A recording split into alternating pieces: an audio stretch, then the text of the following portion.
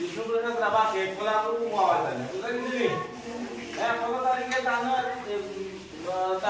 কোলাগুরু বিষ্ণুপ্রসাদ রাভাকে পালন করা হয়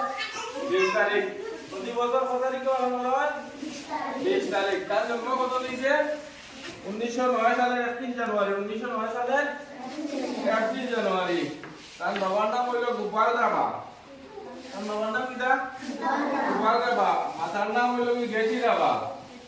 জন্ম কোন জায়গা হয়েছিল বর্তমানে বাংলাদেশ পড়ে গেছে ঢাকা কই হয়েছিল ঢাকা বাংলাদেশ পড়ে গেছে বুঝা গেছে নি আর প্রাথমিক শিক্ষা ঢাকা হইছে মাধ্যমিক শিক্ষা ঢাকা মানে হাই স্কুল শিক্ষা এটা হইছে আবার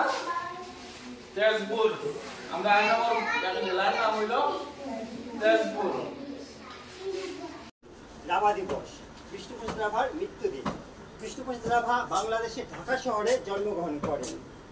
তিনি ছিলেন একজন শিল্পী কবি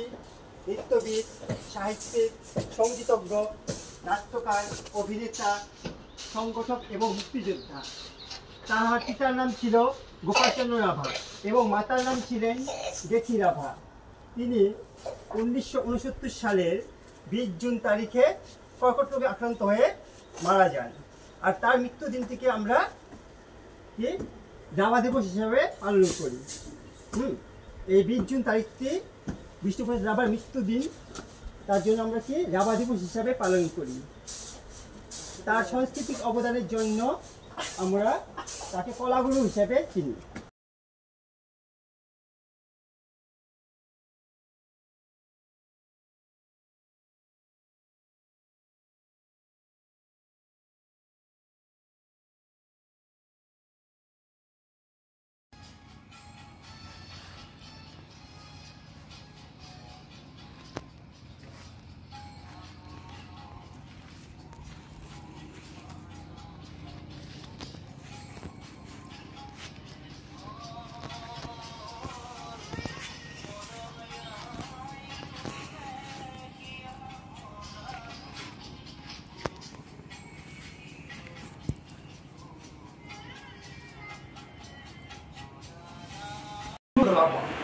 উনি কে ছিলেন উনি ছিলেন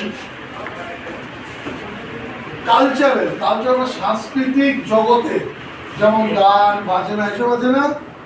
এইসব নিয়ে আসামের একজন বিখ্যাত নক্ষত্র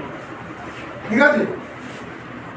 উনি এই নাচ গানের সঙ্গে সঙ্গে পলিটিক্যাল অ্যাক্টিভিটি যেমন পলিটিক্যাল অ্যাক্টিভিটি শব্দ অর্থ বুঝো পলিটিক্যাল অ্যাক্টিভিটি এই যে আমরা পলিটিক্স করি না উনি ছিলেন একজন অ্যাডভোকেট অ্যাডভোকেটের সঙ্গে সঙ্গে উনি অনেক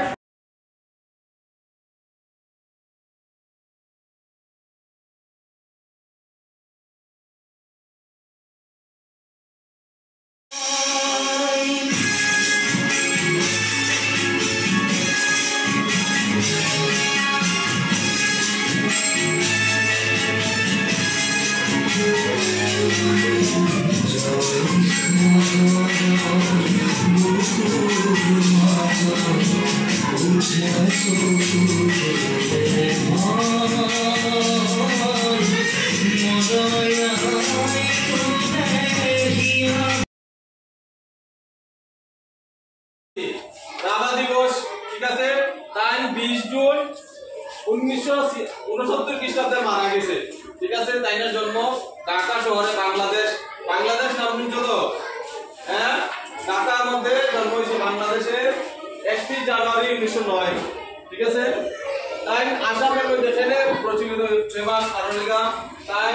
আমরা অনেক সংস্কৃতির মধ্যে ইয়ে করছে ডেভেলপমেন্ট করছে যেমন তাই অনেক ইয়ে আছে কবিতা আছে